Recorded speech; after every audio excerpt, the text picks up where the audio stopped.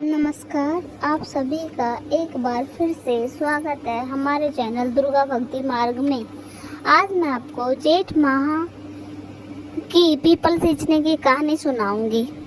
किसी गांव में 3 भाई रहते थे। तीनों भाइयों की शादी हो चुकी थी। 2 बड़े भाई बहुत चालाक थे, लेकिन सबसे छोटा भाई बहुत ही सीधा साधा था।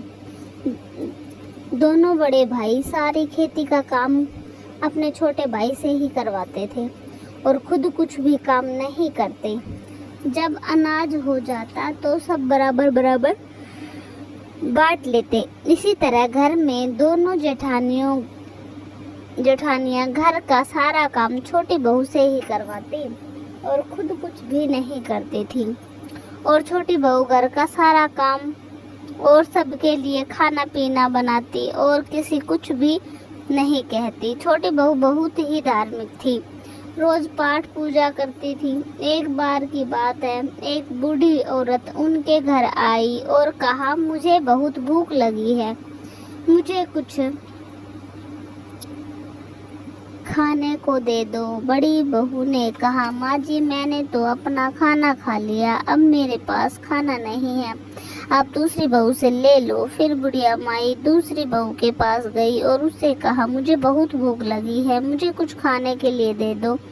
फिर दूसरी बहू ने कहा, माँ जी मैंने तो अपना खाना खा लिया अभी अभी, आप छोटी बहू से खाना ले लो। और बुढ़िया माई सबसे छोटी बहू के पास गई तो छोटी बहू ने कहा, माँ जी आप यहाँ बैठिए, मैंने अभी खाना नहीं खाया, मैं अपना खाना आपको दे देती हूँ, आप खा लीजिए। बुढ़िया माई ने अपना खाना खा लिया और बहुत प्रसन्न हुई। और बुढ़िया माई ने छोटी बहू से कहा, बेटी कल से जेठ का महीना शुरू हो रहा है, अगर तुम अपने घर में अन्न धन का भंडार चाहती हो तो तुम कल से जेठ माह पीपल सींचा करो, प्यासे को पानी पिलाओ तो तुम्हें पूर्णिमा तक इस पुण्य का फल मिल जाएगा। यह सारी बातें दोनों बड़ी बहुएं भी सुन रही थी।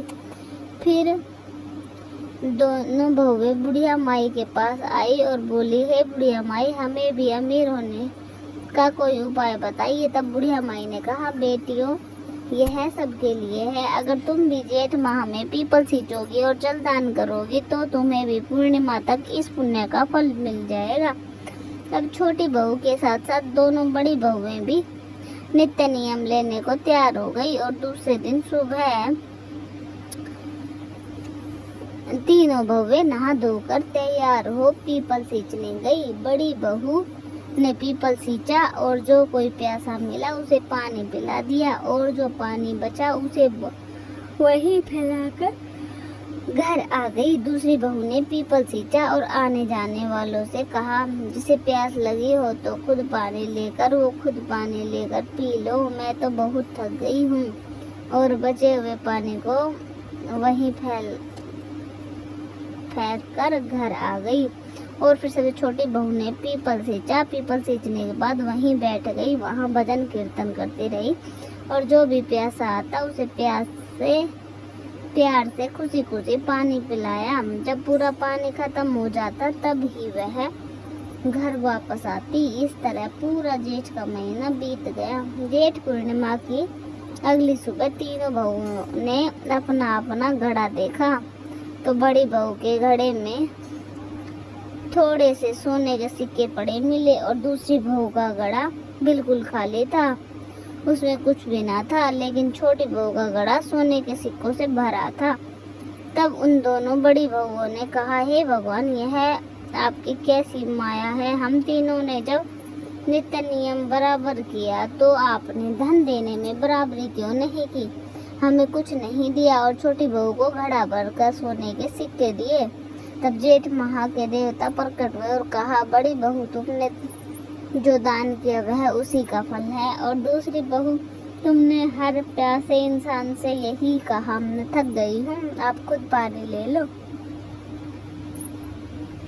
और पी लो, तुमने तो कोई दान पुण्य किया ही नहीं, इसलिए तुम्हें दान का कोई फल नहीं मिला।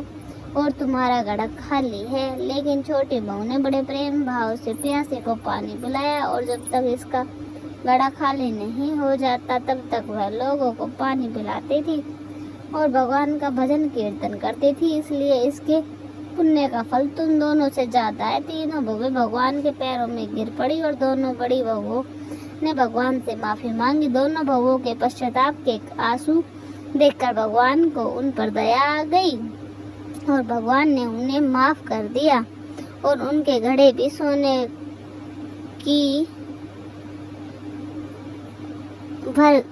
के सिक्कों से भर गए। फिर सब लोग प्रेम भाव से रहने लगे। तो हे जेठ माँ के पीपल देवता, आप अपनी कृपा सब भक्तों पर बनाए रखना। जय हो पीपल देवता की। तो कैसी लगी आपको पीपल सींचने की ये कहानी, कमेंट में जरूर बताएं।